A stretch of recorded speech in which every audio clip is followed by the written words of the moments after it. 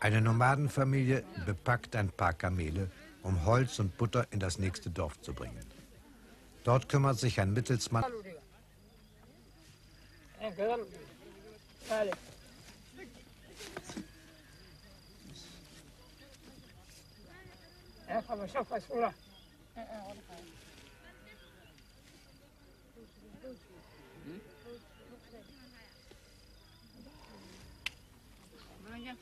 Solange die Nomaden alles selbst erzeugten, was sie zum Leben benötigten, Nahrung, Stoffe, Werkzeuge, Leder, Arzneimittel, brauchten sie auch nichts zu verkaufen und niemand konnte an ihnen verdienen. Für eine profitorientierte Gesellschaft waren sie in der Tat nutzlose Geschöpfe. Und langsam wurden die Bedingungen geschaffen, die ihre Ausbeutung möglich machten. Die Engländer und Italiener, die sich vor rund 100 Jahren Somalia teilten, waren ja nicht gekommen, um diese Lebenskünstler zu bestaunen. Sie wollten das Land erschließen, das heißt daran verdienen. Und da es weder Bodenschätze noch Edelholz gab, hielten sie sich an den Nomaden und ihrem Vieh schadlos.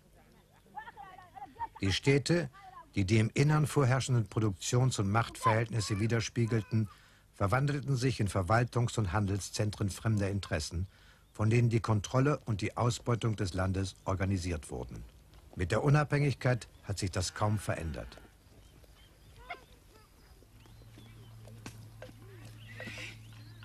Viele Nomaden besitzen Hunderte oder gar mehr als 1000 Kamele. Bei einem Preis von 600 Mark pro Stück ist das ein schönes Kapital. Sie sind also reich. Aber so denken Nomaden nicht. Für sie sind die großen Herden nur Reserven, damit nach Epidemien oder Dürrezeiten genügend Tiere zum Leben übrig bleiben.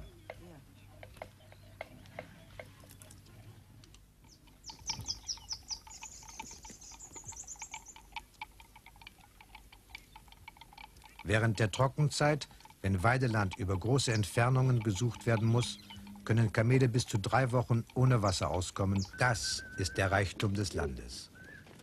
Internationale Experten behaupten, es sei eine unverantwortliche Verschwendung, sich heute hauptsächlich von Tiererzeugnissen zu ernähren. Gleiche Kalorienmengen aus Getreide seien viel billiger zu gewinnen. Für Somalia stimmt das nicht. Dort wird die Energie eines Bodens, der anders nicht nutzbar ist, in gewaltige Viehbestände verwandelt. Ohne Chemikalien, ohne Maschinen, ohne die Natur zu vergewaltigen.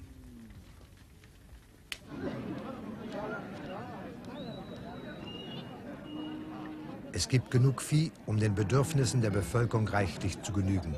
Und das Fleisch könnte sehr billig sein.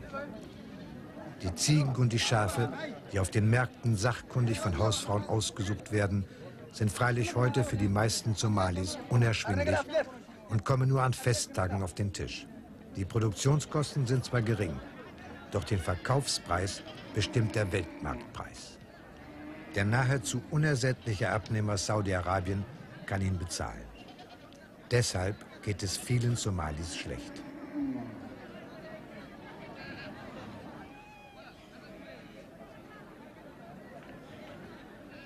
Auf dem Kamelmarkt kaufen die Händler ein, die Schlachtvieh an Saudi-Arabien liefern. Für sie kann es gar nicht genug Vieh zur Ausfuhr geben. 80% des Gewinns werden von ihnen, den Mittelsmännern und den saudi-arabischen Importeuren eingesteckt.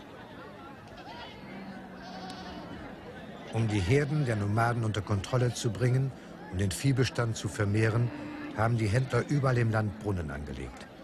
Das führte zur Überweidung und zu den katastrophalen Ausmaßen der Dürrenot von 1975. Um einem weiteren Verfall der Weidegebiete vorzubeugen, beschloss die Regierung, den Viehhandel zu verstaatlichen. Doch Saudi-Arabien drohte, kein somalisches Vieh mehr zu kaufen, wenn der Handel in staatliche Hände überginge. Die Regierung musste nachgeben, denn 80% der somalischen Ausfuhr geht nach Saudi-Arabien. So erfuhr ein sozialistisches Regime, dass wirtschaftliche Abhängigkeit die Innenpolitik beeinflussen kann.